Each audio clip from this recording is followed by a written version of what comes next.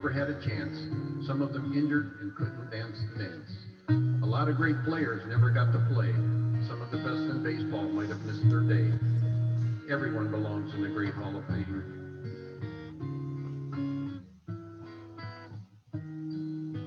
Those who were chosen and given their big chance played hard as anybody and never had a glance. Playing through the pain that would end it for most, but kept up the battle and never would coast.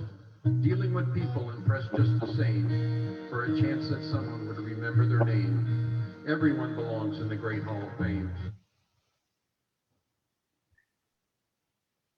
Hey, let me tell you something. Y'all remember Naha, don't you, from the White Sox? The catcher from the White Sox? Bill Naha Rodney? Yeah, Bill Naha Rodney. Yeah, I know. First thing, what I like to do tonight, I'm not going to talk much. I got the greatest guest in the whole world, but I got some people on here that I believe there's two guys that's on here, Freddie Lynn and Louis Tiant. They should be in the Hall of Fame. And, you know, to this day, I always tell El Tiante, whenever we can see each other in fantasy camp, that he deserves to be in. And Freddie Lynn, who has had to be one of the best center fielders, best outfielders in the game of baseball when I played, and one of the greatest ball players I've ever seen. And he deserves to be in the Hall of Fame also.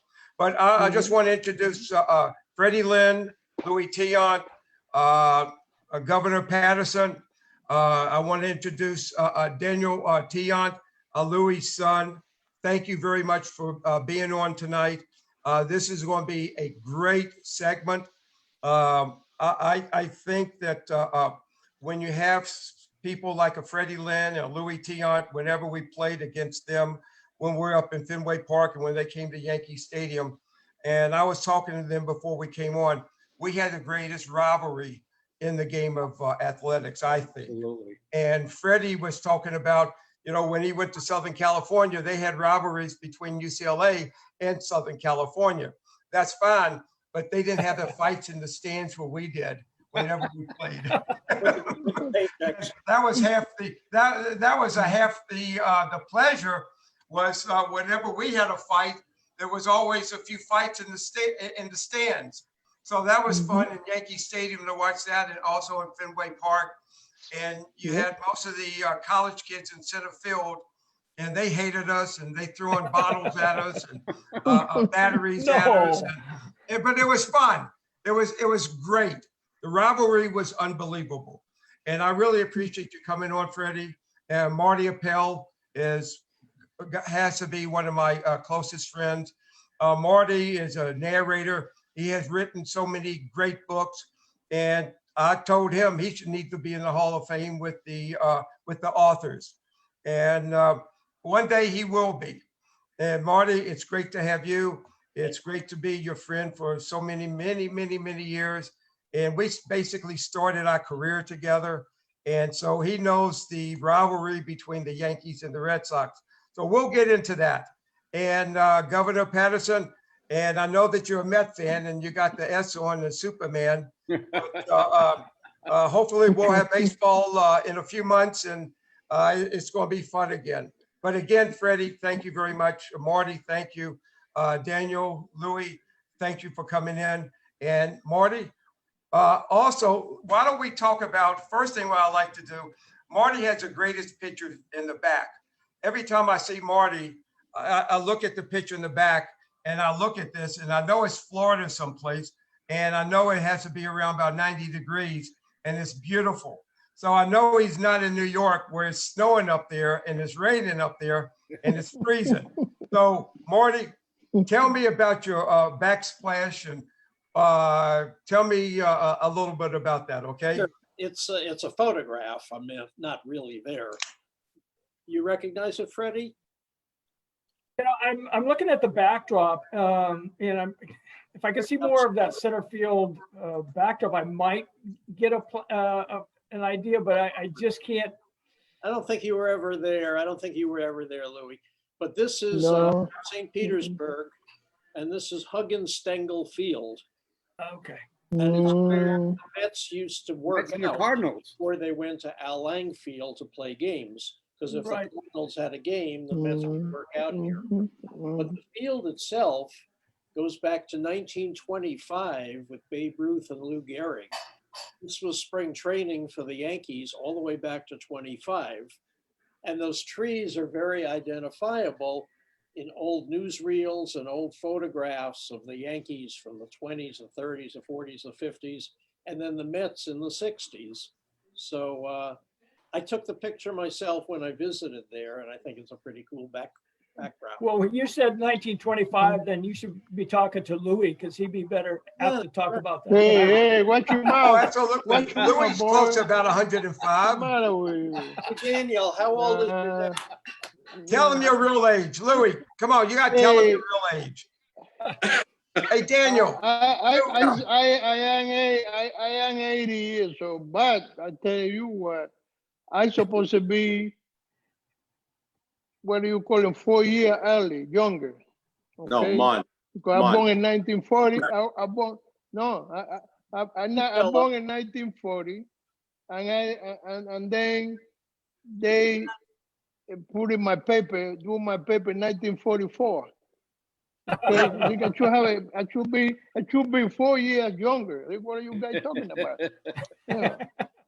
now I every don't time think we the see age Louis, matter. I I mean, don't think age matter anymore. You know, you just do what you do, and lucky you live in that old. You know, and I thank God every day I still alive. I still do things I used to do, and I no complain about my life. God been good to me, and Brady, let me as ask you long as I see something. my Before we even start, how was it to be able to play on Louis' team?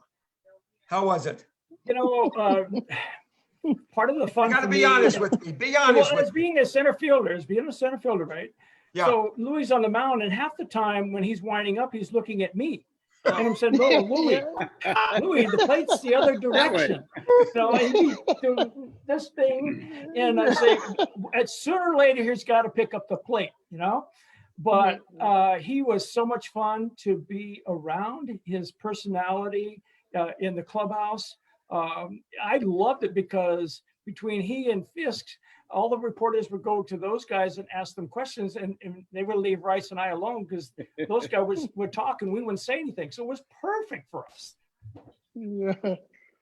Yeah, every time I turn around and looking at you, I just telling you moving to left, moving to right. Yeah, That's what yeah, and I'd be saying, That's don't what I hang that used to do. curveball. No, I know. But you know, let me tell you one thing, my friend. You're the best. I see. I tell you. Thank you, man. Louis. He And was, you know you know how what? many, and you know how many games you saving us? A lot of games. I tell you. So you was good. You was great. I told you. And, He was great. Like Bumble said, you should be in the Hall of Fame. Telling you. Y'all two And then should at be. my time too. Yeah, in my time, you was the best. I tell you, it was good, and you know, you're happy with the pitching and stuff. And I think everything you play, because you anything inside the ballpark, you go get it. You saving us a lot of runs, a lot of games too. You know, I would like to say something. and I'll be. I want to Thanks, Louis. say, Appreciate that. I want to say what an Yep, honor it mhm. is to be with both of you guys, because what Ronnie said, in my heart, in my mind, you're both Hall of Famers. I always mention you, Louis, when I think about Yeah, Tommy thank John and Jim Cott, and you should be in the Hall of Fame. Yep. Premier Yep. pitchers You're of right. my lifetime. You're right. Freddie- You're right. You're right. I remember so well when you broke in, won MVP Rookie of the Year the same season, and everybody was comparing you to Joe DiMaggio. And I'm 72 now, so I never really saw DiMaggio play, and I thought, what a privilege. I'm actually getting to see Joe DiMaggio here, except he's playing center field for the Red Sox. So it was such a kick to watch you guys play the game of baseball so well and so perfectly. They had I'd like the to best say one outfield. thing about Louis, if I could. You know, when we had a big game, we wanted LT on the mound. And when he started a game, most of the time he finished it. I can't remember a game where he didn't finish, to be honest with you. if you remember the 75 series, I don't know how many pitches he threw in 3 games, but it's close to 1,000. But he just wouldn't give up the ball. I mean, he would pitch until the job was done. And that's what, as a defender, that's what we wanted. We wanted a guy that was going to compete. And Louis was the ultimate competitor. If we had a game that we needed to win, we wanted, and most of the time we had LT on the mound. Yep. Me, Thank there you, was thank you. nothing in baseball as dramatic as Louis finishing his warm-ups in the bullpen and then taking that walk to the Red Sox dugout. It was like a matador entering the arena. You know, the place would go crazy. It was such theater, but of course it was legitimate. He did his warm-ups, he went to the dugout, and the place, Fenway, would go crazy. And I said, this is beautiful. Yeah. The only the Yankees It was in the good. It was good. I enjoy it. I enjoy it. when the Yankees, there was so much energy in that ballpark. It was so much energy after we landed at Logan's Airport and then go to the hotel, because number one, you'll see some fans, plus you'll see some people that hated us, and they'll they'll say some stuff. Then you walk around down in Boston, and you can't go to many restaurants in Boston without them saying too much. They know who you are, basically. And the first thing you do, you look at the Boston Globe and you read everything bad about what we have done. And you knew that there's going to be some friction whenever we played against you when we used to go to the ballpark. But it was fun. I mean, it was electrifying, and that's what sports was supposed to be. It was so much fun. Even though we had the competitiveness, we really hate, people don't realize nowadays how easy it is for these guys. They take each other out to dinner, they pat each other on the back, and they have friends. They talk to each other on first base, they talk to each other on second base. And I mean, we hated one another basically because we knew that if we slide into second base and against Burleson or Doug Griffith or whoever's out there, that you're going to come up swinging. And if you know that you're going to have to slide in the home plate, Fist is going to be taking off his headgear and he's going to be swinging. And our whole outfielder and all our pitchers from the bullpen, they want to rush in there. So it was really, really fun. Freddie, it was really, really fun. I mean, there was so much energy. And the good part about it, and I'm not going to talk anymore, I'm going to let Marty do the whole thing, is whenever a Catfish or Mel Stottlemyre or one of the guys or Guidry have to go in the bullpen, and they have to throw the bullpen before they come into the game. The energy in center field with the college kids, it was just incredible. It's like a Super Bowl. It's like, it's people don't realize it. And when you facing somebody like Louis Tiant and you face against Spaceman, even though, how a little erotic he is and whatever, but it's going to be a tough game because he doesn't like to come out. None of those guys, none of your guys on your team like to come out of the game. And, and when Tiant was pitching, let me tell you something. And being a hitter, I don't know how many times you hit off of Louis, but let me tell you something. He's one of a hell of a pitcher. This guy, number one, you had no idea where the ball is coming from. Number one, you have no idea what angle the ball is going to come from. And him throwing that good fastball, and then his slow breaking pitch, and then his little slurve or good slurve. It was unbelievable. It was tough. The only guy that could hit him, and I think he hit 1,000 off of you, was probably Oscar Gamble, right, Louis? Oscar, yeah. But Oscar you know, hit. that's what he said. He said he hit me pretty good. I don't know, man. You know what? I tell you what. When you pitching against New York, no, and all those years when I come in 1964, the time I finished, you know, they have one of the best thing. I think only the 64 was the last year they win after all those years. And then they start getting a little bad 2-3 years after that, and then they come back. But you know, you have to remember one thing. I beat the Yankee 25 times. I think Jim Palmer and me, the only the only pitch in the big league. They beating the Yankee 25 times. You know, and I don't know, man. I have some problems with them, but I was lucky in the way I get a lot of guys out. Oscar, and I think no Oscar. I think the guy hit me better in the Yankee was Mickey I'm just Rivers. joking you. I'm just pulling your leg. But, No, hey, no, I'm no, just bro. pulling No, your no, leg, no, big guy. bro. You know, because No, no, down no, in no, fantasy bro. camp, he told you he took you deep a lot of times. Yeah, I know. He said he did, but I get him out. You know, it's the same. But the guy hit me better. It was Remember what Mickey Oscar Rivers. would say when he hit a home run? Ronnie, What? Who? what Oscar would say when he hit a home run? He'd I don't swing, know. He knows it. ball would be out, he'd be holding the bat on his way to first, and he'd say, "Come get the bat, bat boy." No. But you know what? I tell you what. All we talking about the rivalries and all the things. I play for I play for Boston. I play for New York. You know, and in my point of view, I think what we do best was we play to the max. We want to beat each other. You know, and I said the word hate. I don't like to use it because I don't believe in nobody should hate anybody. You know, you might dislike one guy, you might dislike the other one. Because, like I said, I play for both teams, and I never heard any players for us and for New York. They say, I hate the Red Sox. And the only two guys they don't like it was Thomas Monson, Lou Pinella, and Carlton Fisk.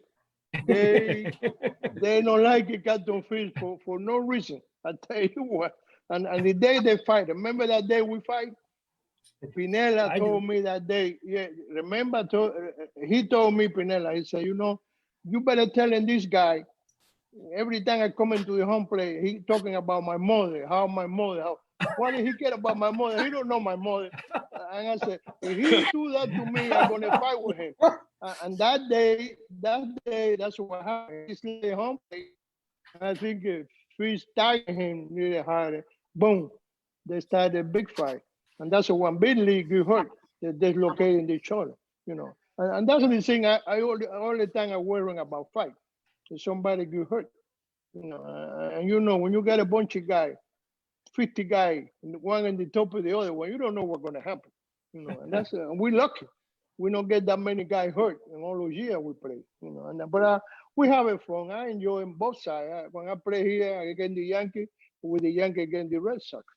And it was fun. I got a lot of guys I enjoy and play with them. They were good to me and good to them, you know, and we get along fine. And I know one thing, when we go to the field, I play for Boston, we want to beat the Yankees so bad.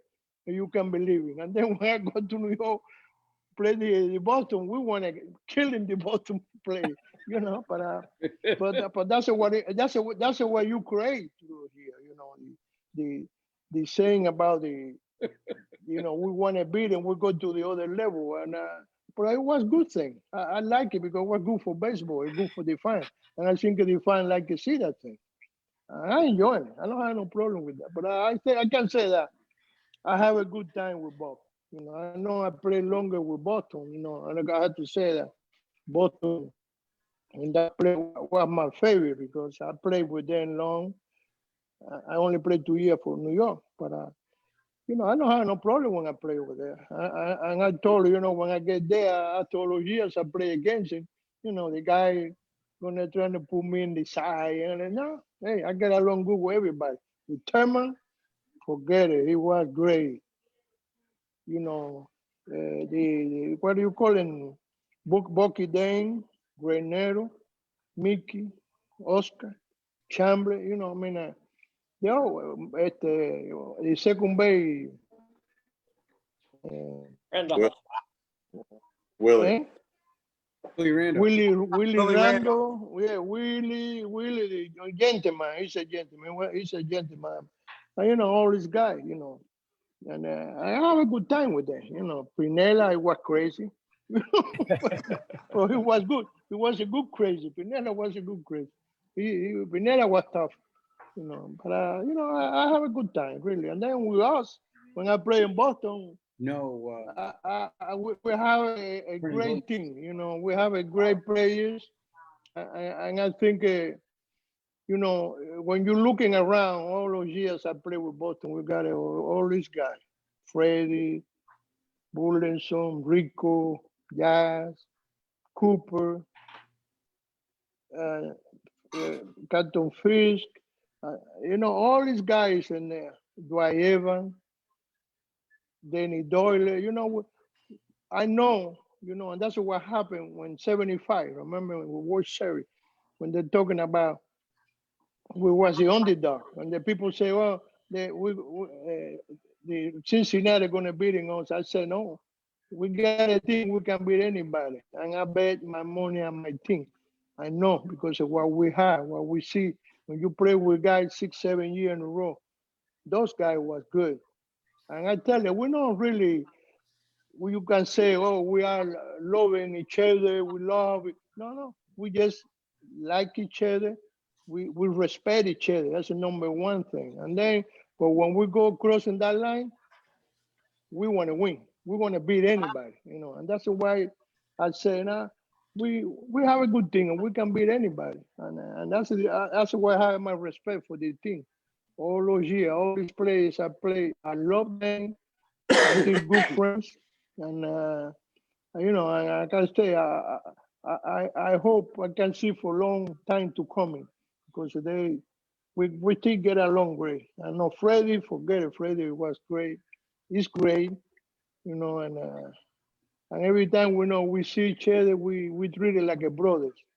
And that's a good thing. That's a good feeling when people like each other and respect each other. That's a good thing. People really did not know the small, you know, the small amount of players that played up in the big leagues that we became very, very close friends with. And, you know, we go to Yankee fantasy camps, and most of these guys, they just don't play on one team anymore. You know, I mean, like yourself, you played on a few teams, and, you know, Freddie played on a few teams, and, you know, and you make friends with so many guys, and, you know, and we have such a small fraternity. And, you know, unfortunately, you look at in the last couple of years, we lost so many Hall of Famers, and, you know, we're losing people like almost every day, it seems like. And it's, you know, it's really, I mean, I don't know how you feel about it. You and Freddie, and, you know, I mean, you know, when you lose a Hank Aaron or Don Sutton or, you know, or Joe Morgan, and, you know, these guys that, you know, we have lost in the last, and, you know, in the last few years, in the last few months, I mean, you look at yourself and you step back, and when we used to play, we used to put on our uniform. We never thought we were going to get injured. We thought nothing's going to ever happen. We always thought we were going to always play baseball. And, you know, and then all of a sudden, you know, the age, you get a little bit older and you can't do it anymore, and your shoulder goes and your back leaves you. And all of a sudden, you know, baseball leaves you a little bit. But only thing what we have now are, you know, close-knit friends like, you know, like us. And even though if we don't talk to each other every day, or if we see each other once every 3, 4, 5 years, it's like it's a family. We come back, and it's a great feeling.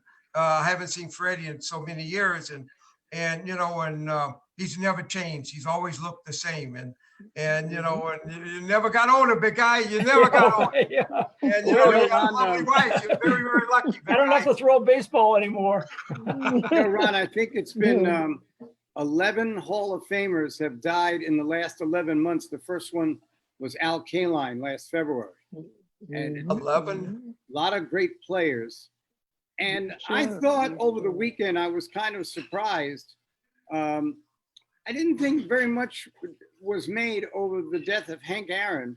I Really? think this, he just got squeezed between Willie Mays and Mickey Mantle and Roberto Clemente and other players. And he was, kind of quiet. He didn't say that much, but his was a tremendous story. And then, chasing the icon, chasing the record set by Babe Ruth, and all those fans that didn't want him to make it, they wouldn't have known. Babe Ruth would have been the first player out there to congratulate him if he was around when he passed away. Marty, didn't you do just a big thing on Hank a few days ago, or? Yeah, I encountered Hank 7 or 8 times. It was because he was a national leaguer and I was working for the Yankees all those years. But every time I saw him, I knew I was like in the presence of royalty. And just the way he carried himself, it was something really magical about him. Yes, sir. Yes, sir. And then I remember one day in 1971, in March, in spring training, the Braves came to Fort Lauderdale to play. And I'm a young public relations guy, but I needed to get a picture with Aaron. So I went to him and, he couldn't have been nicer. And we took a picture and I introduced myself, Marty Appel, pleasure to meet you. I work for the Yankees. That night was the Ali Frazier fight Oh, at Madison Square Garden. March 8th. And they was showing it on closed circuit theater in Fort Lauderdale.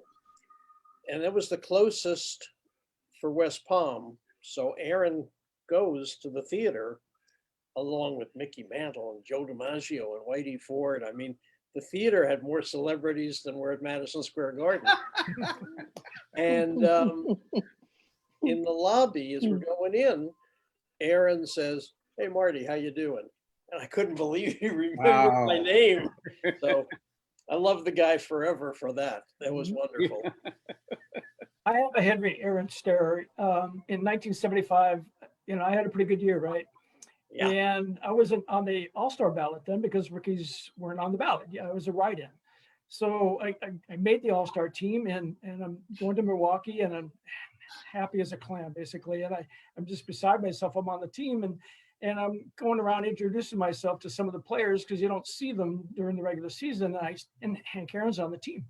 And now I watched Hank play as a kid. And I almost said, "Hi, Mr. Aaron, I'm Freddie Lynn." I caught myself because he would have swiped at me. But I said, "Hi, Hank, hey, I'm Freddie Lynn, Boston Red Sox." And he goes, "I know who you are." And I said, "Oh, that's so cool." So that was a big highlight for me, being a rookie and getting some affirmation from Hank Aaron that at least he knew who I was. Wonderful.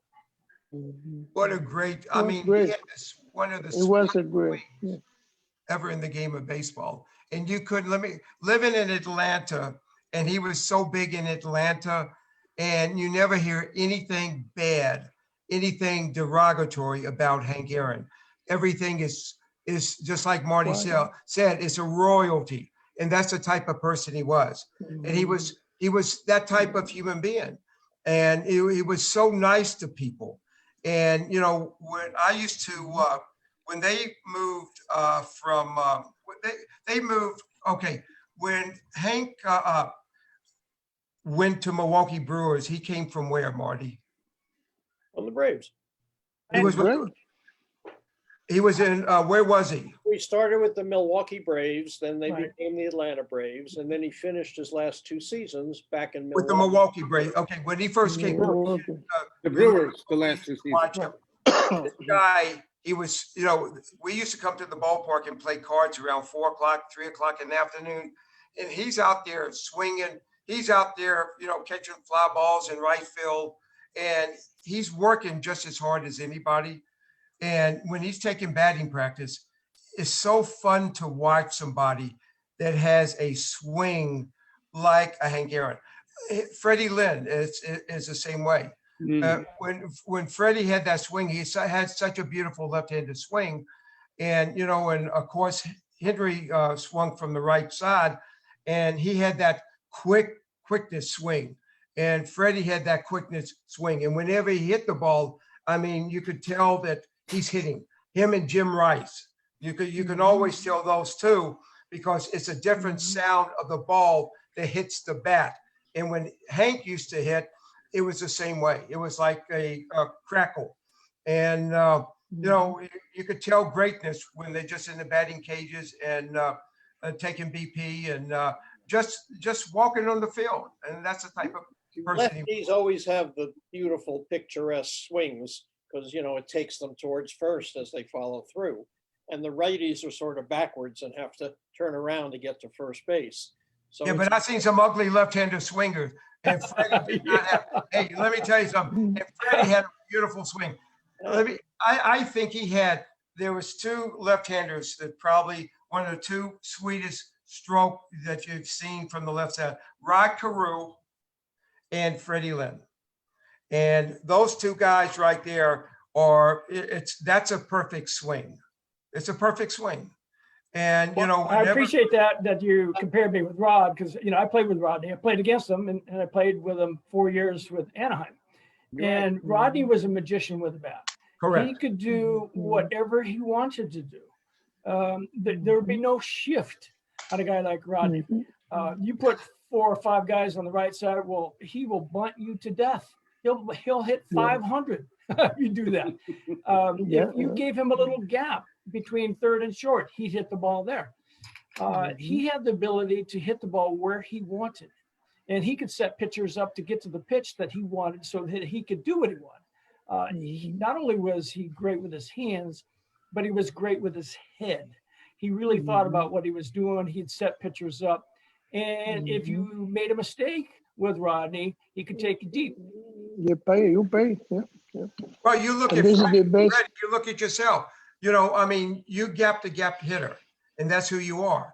You know, you could be a 35 home run hitter nowadays, a 40 if you wanted to, and you hit your 220, 225. But that's why you hit the 280s to 290s and 300s because you hit everything to left center to right center. And, you know, I mean, you didn't try to pull everything. That's why you can't shift on a guy like me. And I'd like to think if I'm playing in today's game and I saw 4 or 5 guys on that right side, I'm not too proud to bunt. But would they let you do that now? They won't change my swing. I'll hit a double down the left field line. I will make an adjustment. But I see so many players and with the analytics of the game saying that we're going to all try to hit long balls. I know we're going to get off topic here, but this is a sore spot for me. So left-handed hitters especially, these are the guys that they're going to shift on, right? Because they can load up that right side of the field and still have a short throw to first. Right-handers, they don't shift as much because it's a longer throw for the guys that shifting. So lefties need to really make an adjustment. They're not going to abolish the shift, everybody. It's up to the hitters to make an adjustment. It's not that difficult. You're in the big leagues. You should be able to do it. And just work on it in BP. And when they start to shift, you say, thank you very much. I'll take all those hits all day long. Absolutely. I told you, what Carew was, I played with him in 1970 in Minnesota. He was the best 2-strike bunt hitter I never seen.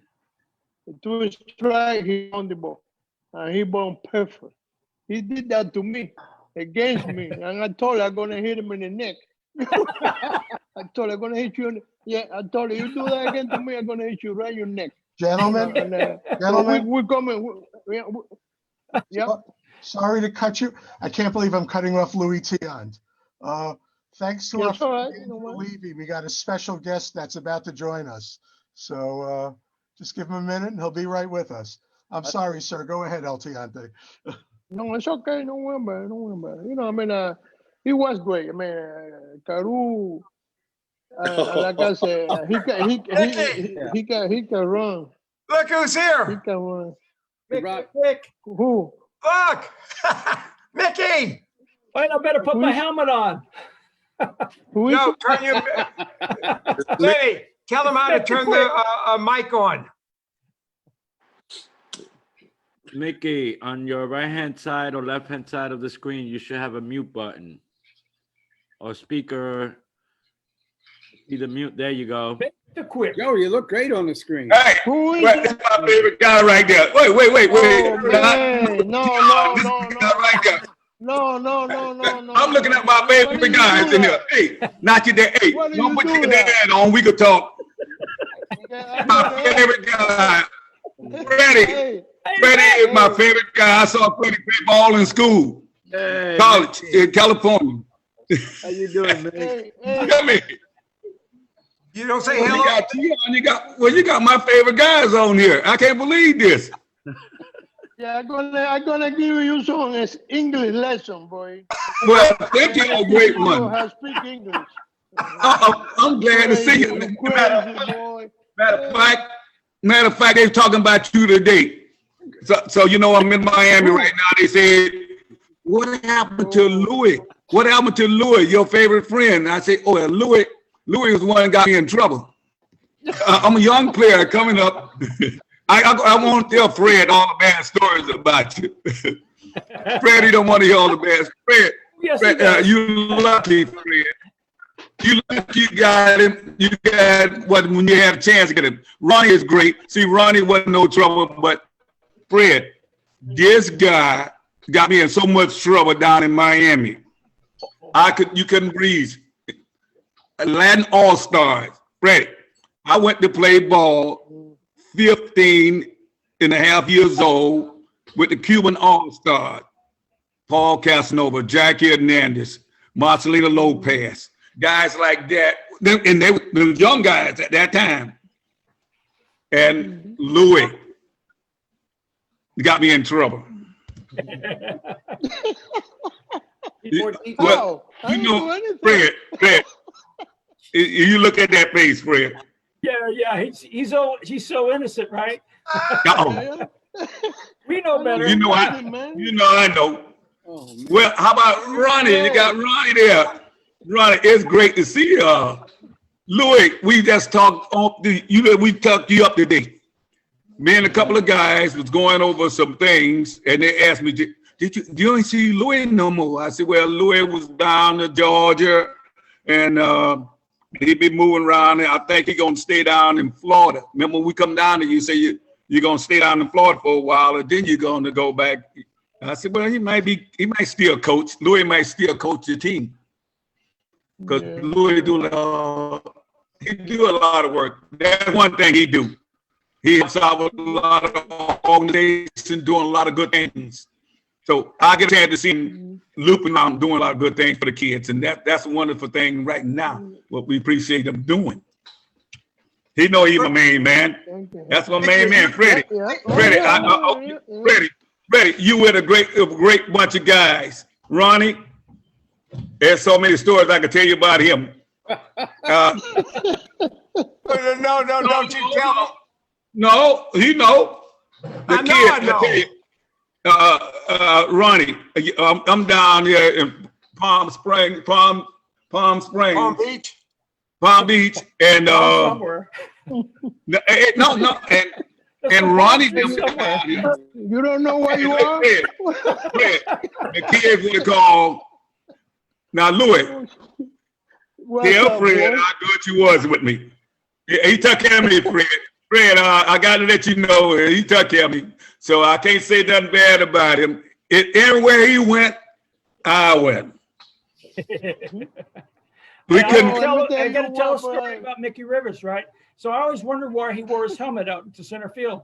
So we're playing the Yankees in Fenway Park, and as Ron alluded to, the fans in center field could be boisterous, but they threw things as well. And so I'd come back out to center field after the Yankees were back out there, and there'd be, well, I'm not going to tell you what was out there, but they've been throwing it at Mick. And so now I know why he had that helmet on, to protect himself, because you should have seen all the stuff that I was picking up in center field. Oh, I can't believe that. Well, see, that's why I gotta tell them all. Fred was one of my greatest players. I had opportunity, chance, I wanted to play with Louis, and he was one of the best outfielders I'd seen at that time. You know, I got to give him that credit. He said, "Oh, you know, like it wasn't Louis? You know me. He know me definitely with Ronnie. I can't say too much, but Fred was one of the greatest ball players I've seen. I would want to play with along with because I know how he could cover the different parts of the ground out there. It was easy for me. It made it easy. Then Louis buddy Reggie, you know, I could have took Fred. It's amazing, Fred. It's amazing. And I always talk about Fred. They asked me to say one of my favorite guys who I like to have been playing with, Fred Lynn, one of my favorite players. Now, I told Tommy Hopper that. You know Tommy Hopper. And I told him to give me a lot of work. You know, we did a lot of base running skills with Tommy Hopper, you know, even taking me I come out 12 o'clock working with them. And he asked me, I said, well, Fred Lynn was one of my best players I'd seen who I love to play with, I want to play with. And that's I wish we would have played together because you would have got on first base and all I need to do is hit a single and you'd score. Oh, yeah. You know, I can score for you. You know, my friend.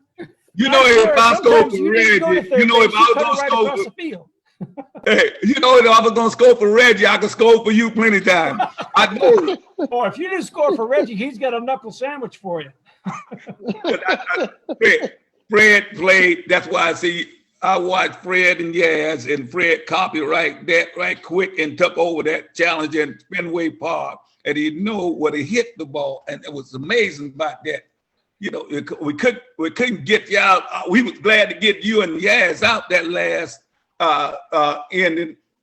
It was so amazing. I said, well, you know he's gonna get a hit. He's gonna get a hit somewhere. Fred gonna always get a hit somewhere. I just want to keep a lot of guys off base while getting that hit. And got to talk about Bloomy. Bloomy, you know we got to talk about each other because we used to that. But this guy down here, that Tion guy, Fred, what did I tell you? He was amazing. He took me under his wing and took care of me. So, therefore, no, we good. You know what? Let me tell you one thing about it. I just said it before. I love you. Okay, you are good people. You're a good man, and I respect you because you know what? Every time I see you play hard. Always. You work hard. You play hard, and I tell you what, you no second in nobody. I tell you because you're good, bro. You are a good person. You are good people, and that's what I respect people. Right. People good. People love the game. They play the game hard. And that's what we need to do. That's how we grow definitely. up. And that's why I say I like Fred, because every time I see him step on the field, he's doing something amaze me. He amazed me watching him.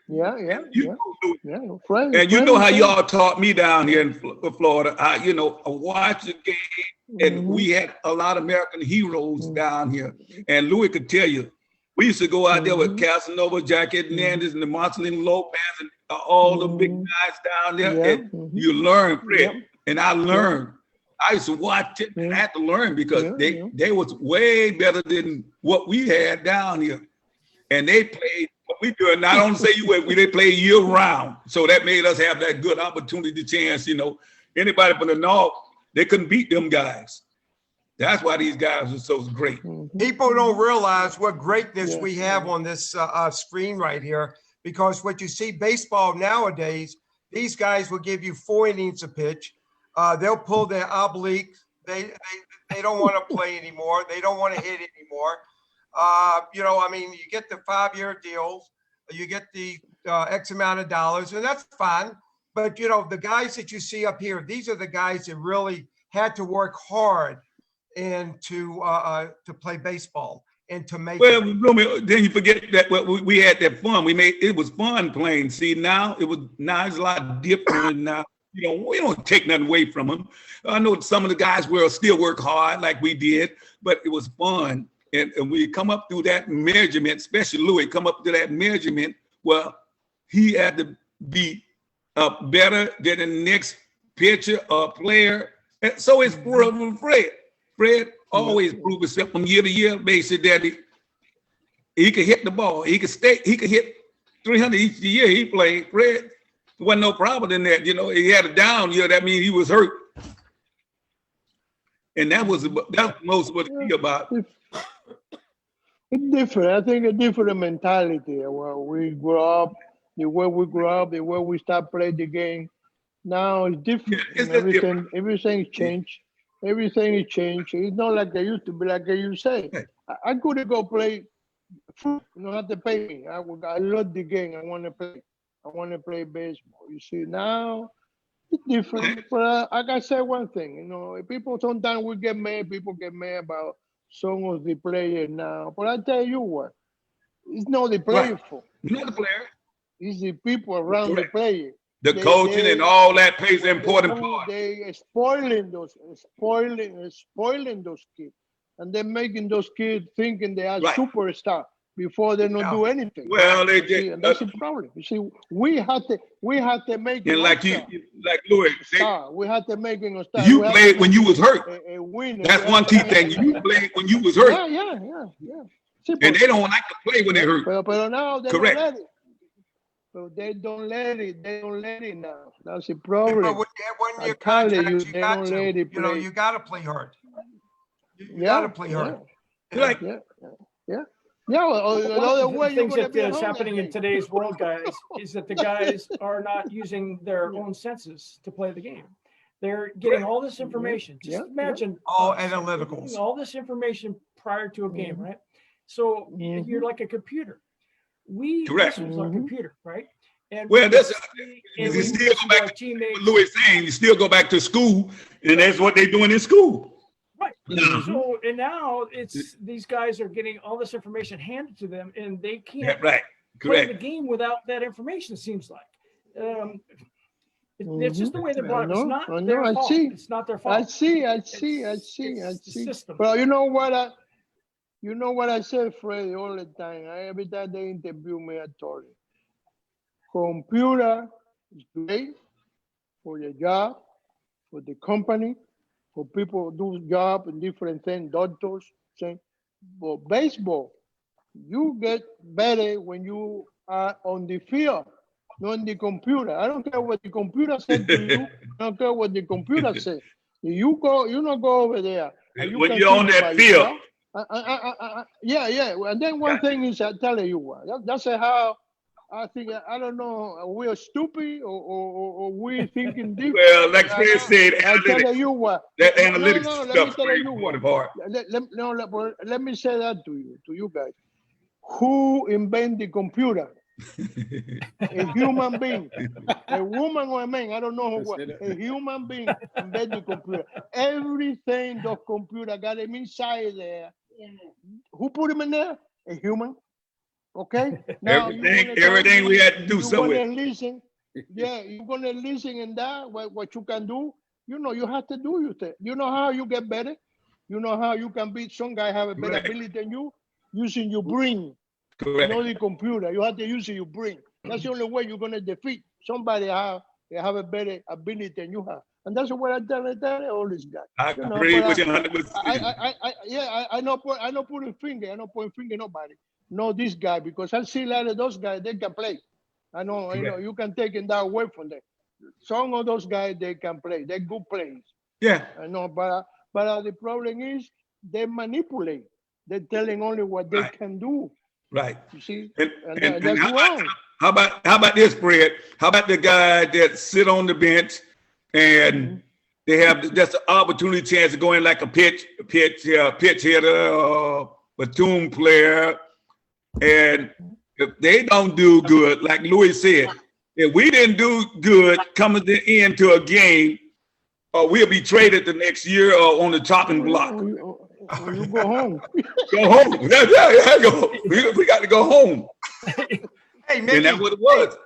Mickey, you got to tell. To do with salary too. You know, these guys are making some serious iron, so they're going to stick around regardless of the consequences of how they play. But we didn't make a lot of money early on, especially you guys are a little older than I am, so there wasn't a lot of money, and there were plenty of guys that could play right behind you. And so if you didn't, you're gone. If you didn't play well, you were gone. You're out of there. Out of there right quick.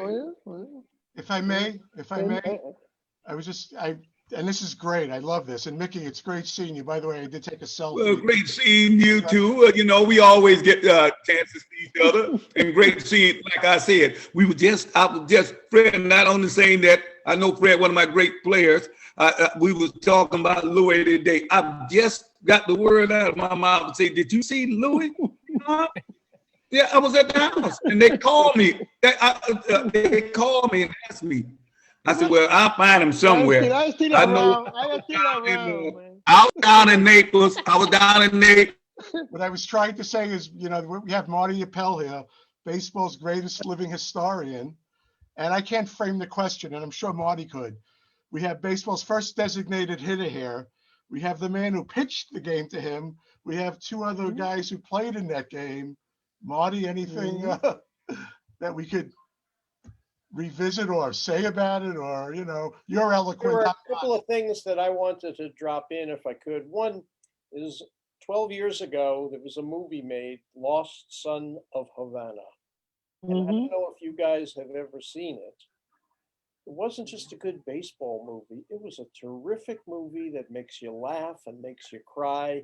And it was about Louis going back home to Cuba for the first time in many, many, many years. And it was such a 46 years. Movie. You still make any money off that if I plug it? I even know. It's a beautiful movie. Keep plugging it. Thank you for participating. Hey, Marty, I've got a question. The other thing I wanted to Thanks say. for taking my bat to the Hall of Fame. Yeah, Thanks for taking my bat. You're welcome. You know, that bat had about 40 hits in it, and you took it on the first game of the season. So I ended up with 11 bats, and then I lost probably about another 6 bats because they stunk, and I had to use everybody else's bats. So thanks for taking my bat. The first DH, as you know, and he walked with the bases loaded in the top of the first. So I got his bat after the game, and I sent it to Cooperstown. And I think it's the only bat in Cooperstown. It wasn't a hit. For a walk. No, make me feel good. Well, I screwed up the Marty game. saw a lot of that greatness. Like I say again, you know, you saw a lot of that greatness round from team to team. Oh, yeah. Hey, Mickey, wait a second. You got to talk to Freddie and Louie about about our fights that we used to have in the stadium. Remember that? When Louis used to get his skates and skate around the stadium, did you tell that one? Fred, Fred know that, right? That's it. I didn't say that. Fred, you talking about somebody amazing, Fred. You played with great players and didn't know that culture from him. Fred, you, like I say again, I saw you out in California, and you amazed me out there.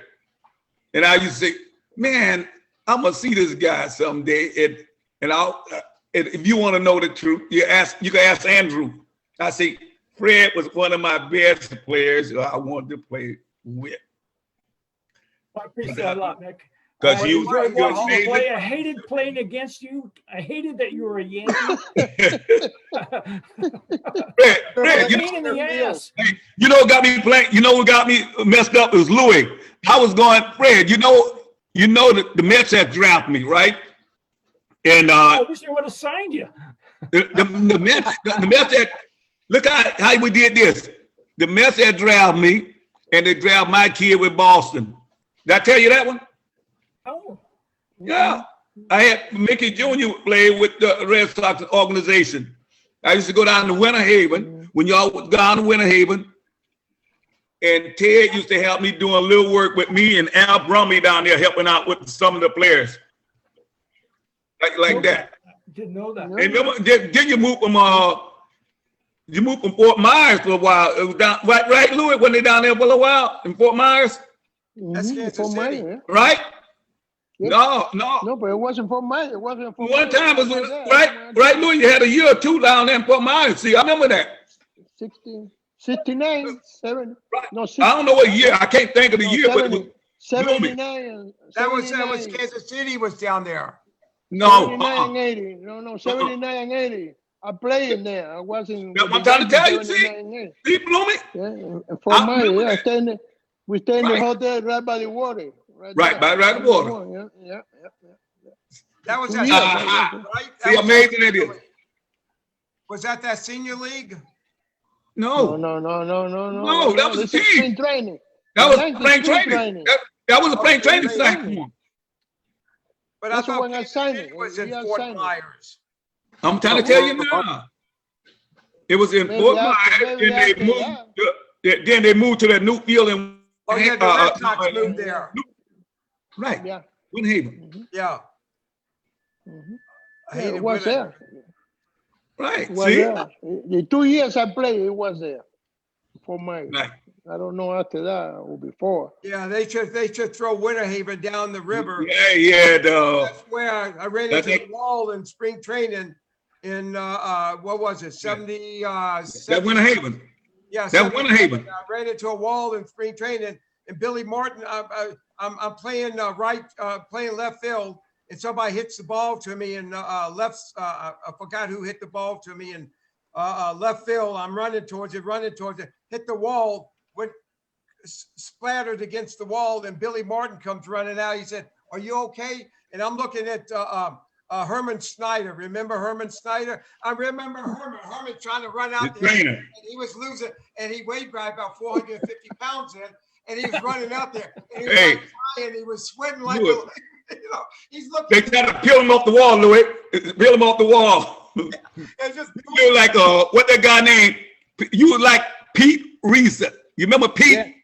I was like Gary. Marty, how you know what I'm talking about? Marty. Where'd you get that from? Pete used to tell me, kid, you got to get this ball, catch this ball like this. And he'll run into the wall. Marty will tell you, he'll run to the wall. It wouldn't stop full speed. I said, wait a minute here. I sit there and watch Tommy Harper. Yeah, you had Tommy Reynolds. Louis probably know more than me. And you had Jarvis Tatum's. Yeah, I remember him. Yeah. And, you know, I know Louis knows if I call these names. Yeah. And these guys used to play so hard. And they had a guy named Billy Collins. Fred and Mickey. And my favorite guy, you thought was going to be the next Mickey Mouse, I thought Roger Repos. How about that, Bloomy? Repo.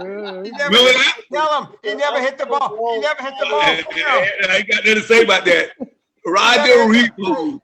They supposed to be the next Mickey Mouse. Fred, this guy supposed to be the next Mickey Mouse. Roger Repos. He never hit the ball fair. He used to hit line drives like over into right field stands. He never hit the ball fair. Did he ever hit the ball fair, Mickey? I said, Fred, you probably saw him play when you was out there. He used to hit. I ain't never seen a guy could pull the ball the long ways hitting it backwards over the first base head and back. I ain't saying get but about 2 hits since I've been there sitting on the bench watching. It was a tough team because you had what the big guy named? He got the big Rick Riker. How about that, Louis? Rick Riker. One of the original bonus babies. He was the first draft choice. You got that? You remember that? He was one of the original bonus babies out there. Yeah, he was the first draft pick. That was Rick Monday. And he went to the Angels, right? He went to the Angels, and then we sent him to Chicago. And I think we got Rick Berry. Was it some kind of Berry? Ken Berry. Right. Right, Louis? Hey, Marty, help me out. Marty, come on. Marty, Ken Berry, wasn't a guy named Ken Berry? Yeah, center field for the White Sox. Center fielder. Yeah. We sent Rick Riker over there, and we got Ken Berry and oh my God, Fred, you talking about some players then. I know you remember that. Wasn't he out of California when he got that money? Yeah, you traded speed for power. That's it. You have Alex Johnson then?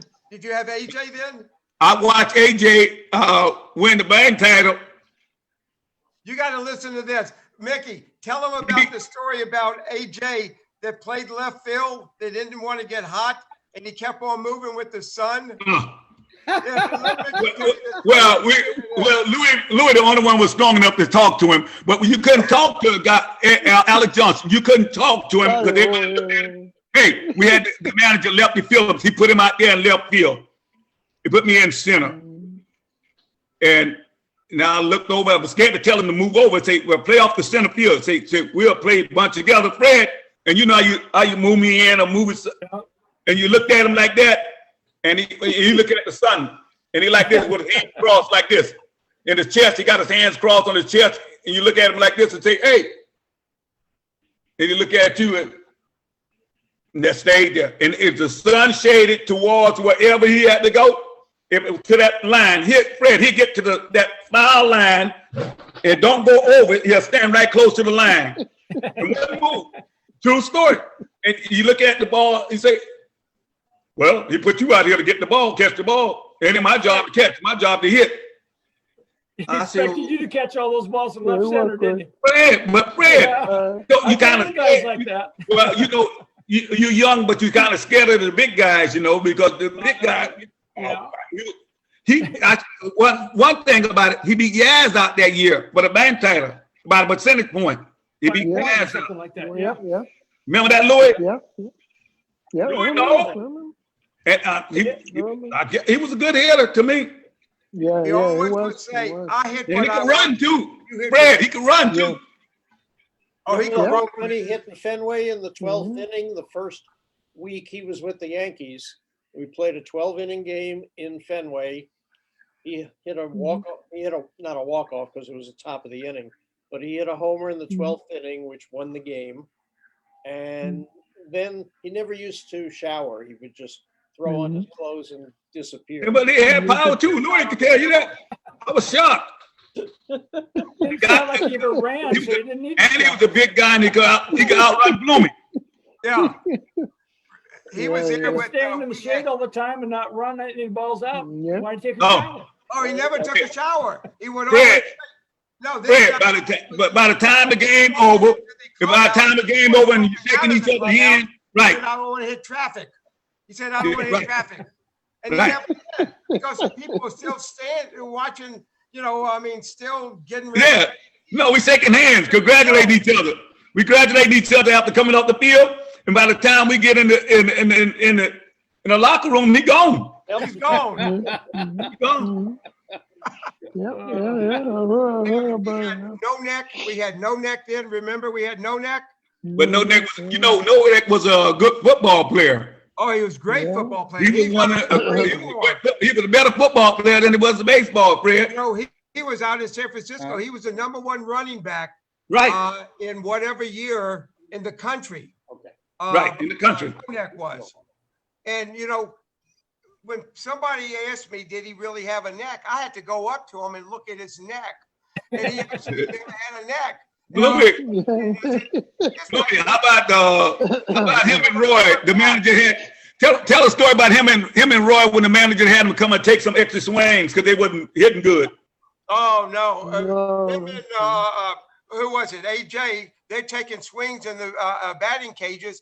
And it was Bill Verdon was the manager. Bill Verdon, right. Tell Fred like that. And looking at Roy, Roy was hitting the ball pretty well right-handed, and he looked at him swinging left-handed, and he said, I don't think you're ever going to make the big leagues, how you swing left-handed. You're so weak. And Roy's probably hit maybe 75, 80 home runs left-handed and probably hitting 280, 285. And Bill Verdon said, you'll never hit like this. You'll never hit like this. And, it was, He talking about the pitch. Remember? He talking about the pitch. It was, let me. So Fred, he started throwing to him, right? And he started hitting fastball. He started hooking the ball a little bit, and they couldn't touch it. Him and Walt couldn't hit the ball. They couldn't even touch the ball. And then Verdon comes up to Roy and said, you can't hit. You can't hit left-handed. I want you just to hit right-handed. And, this guy was one of the best switch hitters that the Yankees ever had. And that's the story. But we had some characters. And what he told him, Bloomy, you ain't tell what he told him. What did he say to him? He started touching the ball, hitting the ball just a little bit. And what he told him. You got to tell me. Remember? He said, how I'm looking now. Yeah, Burton. He said, how I look now. No, Bill was a tough guy to Marty, remember? You know, I mean, what we saying that? You know, Bill Burton. You never played for Billy, did you, Freddie? You never played for Burton. We did Mickey. Ready to play for him because he's always his forearms was as big as his legs, and used to walk out. You know, we used to call him Popeye, and he was like a military guy. He looked like a buzz cut, and he was like Joe Girardi. Yeah, but Joe, you know what? Yeah, Joe is different. Well, you coming back with the youth now. This is younger now. He was an old Bill Burton. Maybe a little bit better, you know, coach. Maybe a little bit better manager. How about? I had another manager. How about Dick Williams? I think Freddie got a little taste of him. I never played for Dick. He was with Oakland. You know, in fact, I saw Dick Williams after the '75 season. Right. And we were doing some game show, and he said, "Hey, kid, we'll see how you hit next year on your back." That's right. That's right. I tell you, another building. These guys. Well, Louis has some good. I think Louis has some good managers. How about over there in Cleveland, Louis? Who you had over there? Sam. Yeah, McDowell, and then you had it was always Sam throw 200 miles an hour, and then we had Louis probably threw 101. And you know, Fred, follow me back to California. Like Louis tell me. Louis. Tony Seaver and Steve Louis them that beat us. Fred, we get to the 8th inning, Fred. No hitter. Get a walk. If I get a walk, Alamar get a little dribble. I steal a base. Alamar get a little dribble, fly ball. We score a run, and we beat him. He threw this. He started throwing this. He don't blow the fastball by us. We ain't never hit the fastball. We ain't touch the fastball. Louis will tell you. 8 innings like this. Now all of a sudden, he throw one little pitch. We get a little small ball in the infield or something like that. We score the run. We end up beating him. We never got no hits to beat Louis and Sam in Cleveland. We always we managed to beat him. Yeah. And we ain't never beat nobody consistent with that Angel team we had. Louis was a pretty weak squad you had out there. You got there, y'all had a pretty great squad. Y'all had a great team there. You got all the good guys there bundled up. And then y'all had Don Baylor left, did he? We had Don Baylor, Rod Carew, Reggie Jackson, and the catcher. Then you have Bobby Gritch, and you had Boone. Tennis. It was an all-star in every position. Well, Fred had what we had. He had Reggie. That's right. Yeah, Reggie. Bloomy favorite player. I'm sorry, Marty. That's Marty's favorite player, so I like to talk about it too much. Fred. One day he was out there picking up all the candy bars. I told you that story, didn't I? Yeah.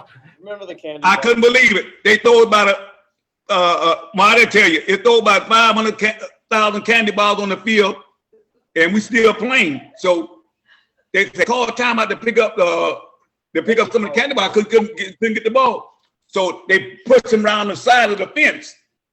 And we started playing. The ball hit in the corner near the candy bars, and Reggie went over there to pick the ball up and say, "Throw it, get it, Reggie, right there, get it." He picked up 100 candy bars before he got the ball, so I went over there, pick up the ball, and throw it in. When I got in, didn't I tell you to get the ball? Didn't I tell you let Reggie get the ball? I said, go, the ball right in front of him. He just messed up picking up all the candy bars. Oh, he fined me. I got fined that day. I got fined. He fined me. I got fined $500 fine. That's Bloomy. I got fined for not going over there playing the ball. And from then on, Fred, that's why I told you about you in the outfield. When the ball come to Reggie, he'll look like this. Look at me. I said, catch the ball. Don't look at me. We had to argue about that. He'll look at me. Then the manager told you to catch it. I said, yeah, if you don't catch the ball, we're going to fight right now. And that's what it started about. Ask Bloomy. Marty know, but Marty don't want to talk about a lot of deep, major details like that. You guys I have a remember? Reggie story. Marty, I'm sorry, but I do have a Reggie story. So Oh. Reggie's in right, I'm in center. We're playing in Baltimore.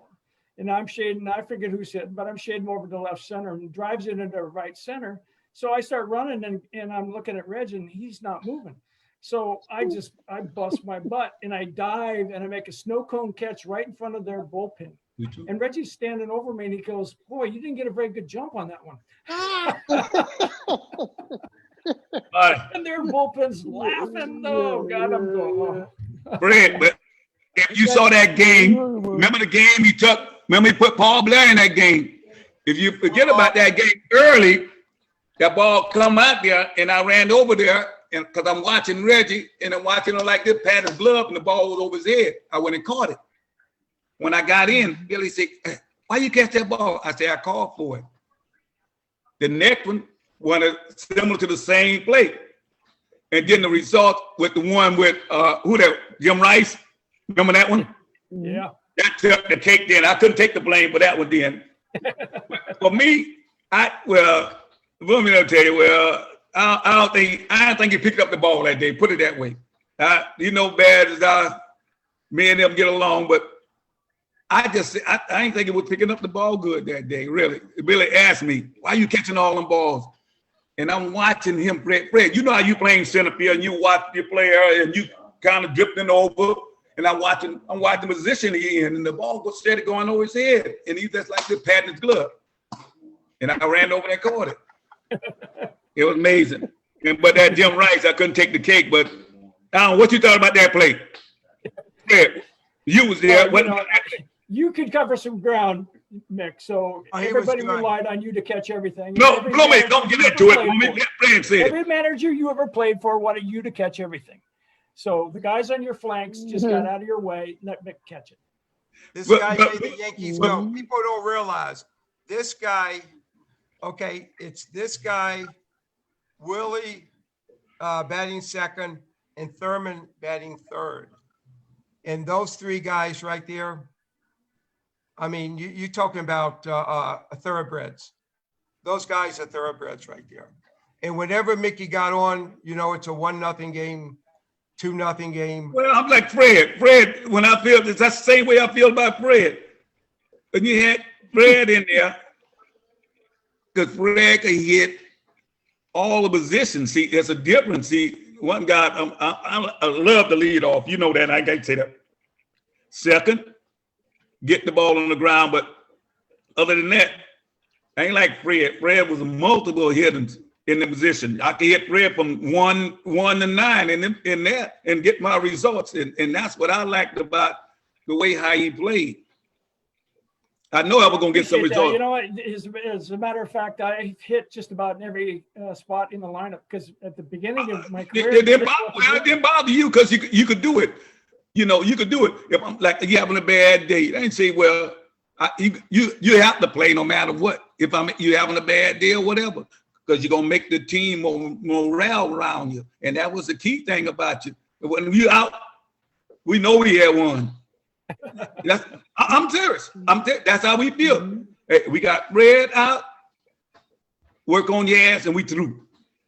We get Rice, let Rice hit his little ball. And that was the whole key thing to it. And you forgot about George Scott. Well, the boomer, he was a good ball player. Well, every time he'll go everywhere. Then y'all sent him to Milwaukee, remember? Yeah. And you brought Cecil Cooper in, right? Yes. How about the game? We traded Cooper to Milwaukee. Hey, no. Yeah. How about Bill Lee? Remember that game? He got mad with somebody because I think there was a delay. When that's a delay game, and then they let him pitch, end up winning that game. He was pissed off. He didn't get a chance to pitch. Remember that delay, Louis? We had that delay, and then he didn't pitch. Y'all put somebody else in, and we end up with Bob Stanley or something like that. Wasn't Bob Stanley over there for a while? Relief coming in. Yep. Right. Yeah. Stanley, Brad, yeah. Jim Yeah, Longberg. Stanley. No, Jim was a starter. I don't think Fred was Roger there that Moret. time. was he? It was Yeah, Roger Jim Moret. Lombard was before me. It was Roger. Stanley. Yeah, I think that was. You had Rico. How about you had Rico? When I saw him, they had Rico and who they had in shortstop. Rico was the shortstop. Who? Petroselli. And Hobson was third base, right? No. Rico was Eso playing. fue after. That when you had After 75. Rico Petroselli on third or short or something like that, and you had who that was, Louis, playing shortstop. Then y'all sent him to Chicago or something like that. Wasn't he over there for a while? Who I'm thinking about? I thought he was the best shortstop. Burleson? Louis Aparicio. Louis Aparicio. Wasn't he over there? Eso fue Stanley, yeah. In When I come in 74, 71, yeah. it was there. 71. I'm trying to tell you now. Fred, you talk about something, and you sit back and watch as you know, as the younger player, and if that was amazing. I like the big guys, you know. And Louis and these guys was small, petite guys, and they got the job done. You can hear it. Louis, he called you little. He called you little. Billy, go ahead, Bill. Louis, go get him. Who? And that was big. Key. Who? Yeah, that was a big key. You had Cosman Fisk. Yeah, got him from Chicago too, wasn't it? Wasn't he in Chicago, or you went and sent him back to Chicago? First he had what the name? Who I used to like over there, but it is a catch. Louis. Who was the catcher? Joe somebody was for the Sox at the time. We got more. Where, in Boston? What it was? Or in Chicago? I don't know. Yeah, you know it.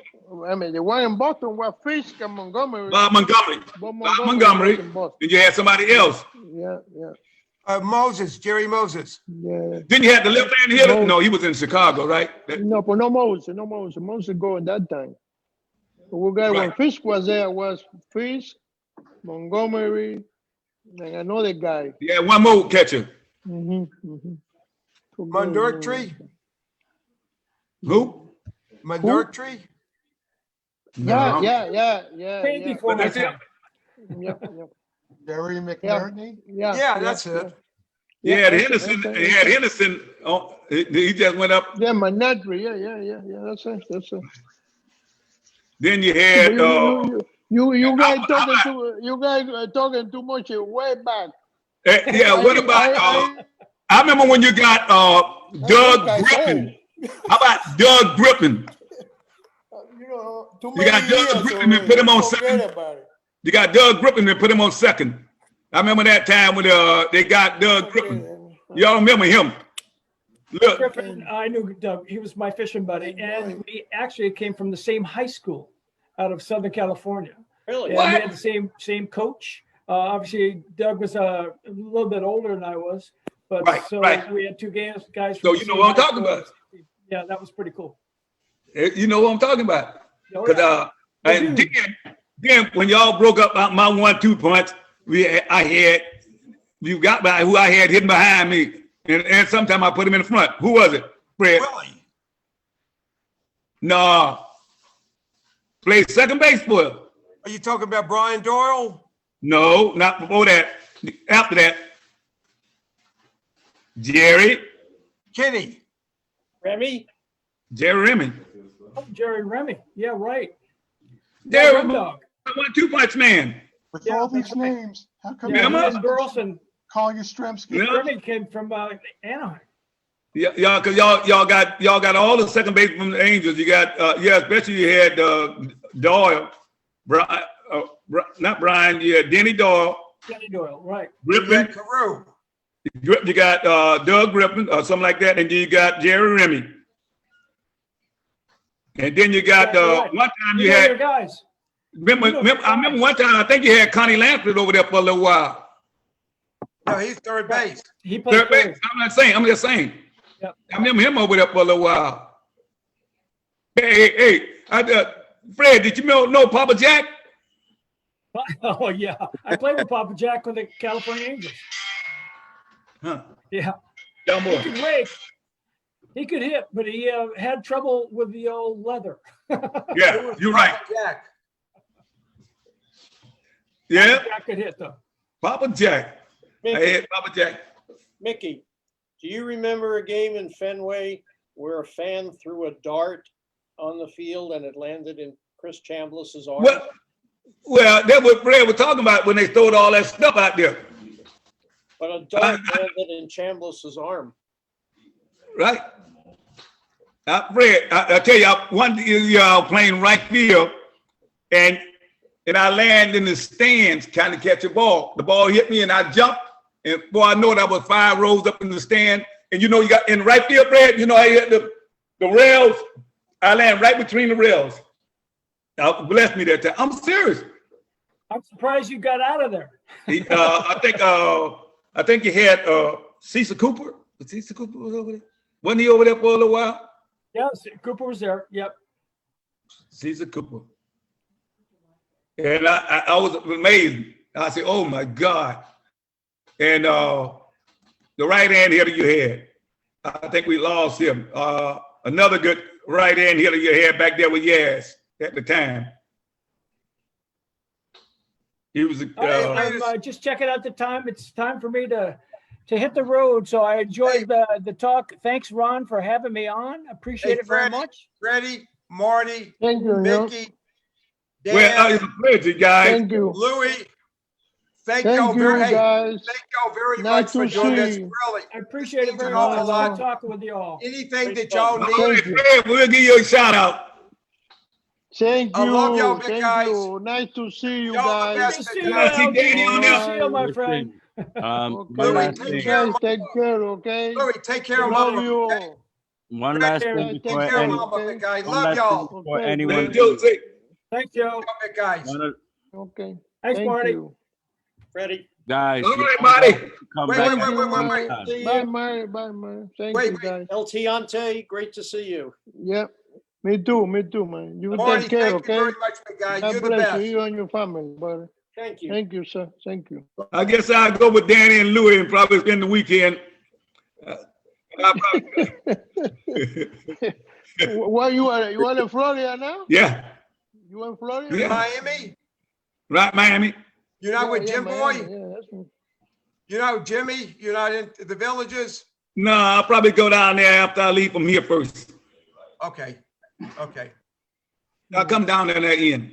I love you, big Always guy. see Danny and Louis down there. Know you guys. All right, All before we all you go, I guys guess take everybody care. go, which Love is you, my fine. son. All right. Danny, love you. Joe is good. Thank you. I'd like to thank again Andrew Levy for arranging for Mickey Rivers to join us tonight. Yeah, leaving, Thank you, leaving, Andrew. leaving. Yes, and thank you, Andrew. Andrew, thank you, big guy. Thank you, Thank Lee. you. Thank you, buddy. Thank you for having me. Thanks, Thanks, Louis. Dan, Love you. Thank you, big guys. guy. Thank Love you. y'all guys. Love you. I I love you love you, guys too. Mickey. Thank you. Love you, big guy. All Thank right. you, brother. Thank Come you. out, give Bye. you a shout out. Bye.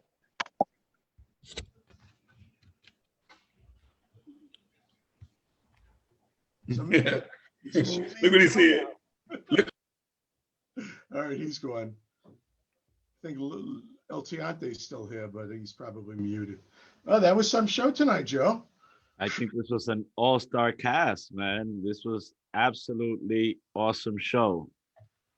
This was Yeah, great. I mean, We have to get them back again. yeah, we need to go back, come back and revisit this and do this show, second show for wow, the stories. This was incredible. This was really good. I think this has to be the best show we've had thus far. I also think on nights when Ron can't do this, we could probably have Mickey come on as the host. Yes. Oh my God, this was great. Thank you to Andrew Levy for arranging this. Yeah, that was very cool. All right, next week, next Tuesday, we are going to be back. It should be a very interesting guest. He's not a Yankee, he's not a Red Sox, he's not a Met. We're going to have Mark Wohlers, actually, he did pitch for the Yankees, I think in either 2000 or 2001, but he's more notable as a closer for the Braves in the 90s. and he did play in a couple of World Series against the Yankees. And then he did play on the Yankee World Series team, although I don't know if he was on the postseason roster or not. But apparently he works at the same gym as Ron, and he'll be joining us next week. And we're going to have some more guests lined up for the following weeks. And thank you very much, everybody, for joining in. Yes, thank you. We'll see you guys next week.